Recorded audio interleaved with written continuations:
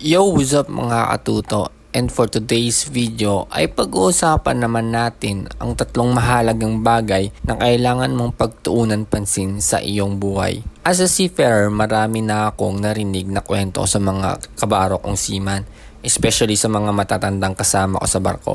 Almost sa buong buhay nila ay nilaan lang nila sa pagbabarko dahil sa pagsuporta sa pamilya. Wala namang masama doon, pero syempre, hindi lang ang pagtatrabaho umiikot ng ating buhay. Minsan, sa sobra nating pagtatrabaho ay nakakalimutan na natin ang sarili natin or ang mga bagay-bagay na mahalaga sa ating buhay. Kasi most all nakikita ko kasi sa mga henerasyon ng mga seaman ngayon, pagbakasyon nila ay waldas dito, waldas doon, inom dito, inom doon, gala dito, gala doon. Tapos pag wala ng pera, utang na naman. Kung wala pang line up or nagmamadali na sumampa kasi wala ng pera.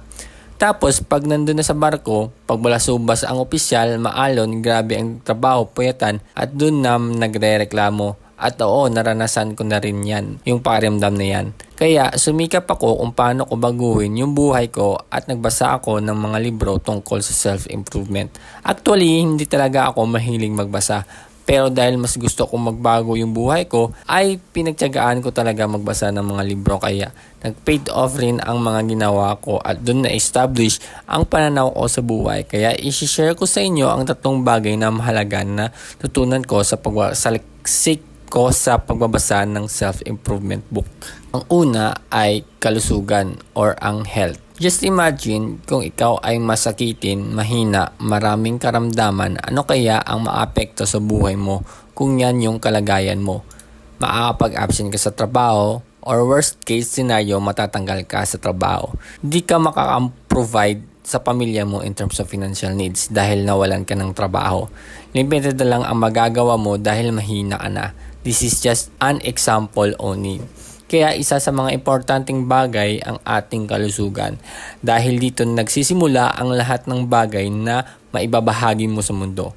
Kaya karamihan sa mga tao ngayon ay binabaliwala na lang ang kalusugan, especially sa mga kabataan ngayon, unhealthy diet, unhealthy lifestyle.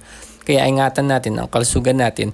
May tatlong pilar para maalagaan natin ang ating kalusugan.